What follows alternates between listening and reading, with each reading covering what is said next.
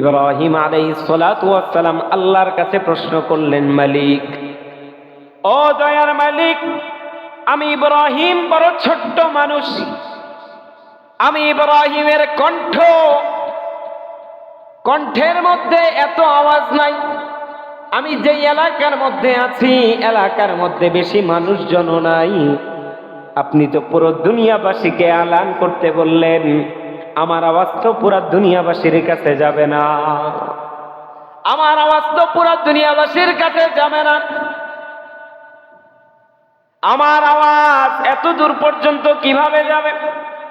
আল্লাহ তাআলা ইব্রাহিম আলাইহিস সালাতু ওয়াস সালামকে ডাক দিয়ে বললেন, হে ইব্রাহিম, আমি আল্লাহ তোমাকে নির্দেশ করেছি, তুমি দুনিয়াবাসীর মাঝে হজের ঘোষণা দাও, পৌঁছায় দেওয়ার দায়িত্ব কার? তুমি ঘোষণা দাও, তুমি আওয়াজ দাও, আওয়াজ দেওয়ার কাজ হচ্ছে তোমার, আর পৌঁছায় দেওয়ার দায়িত্বটা কার? জবানটা খুলে বলেন না কার?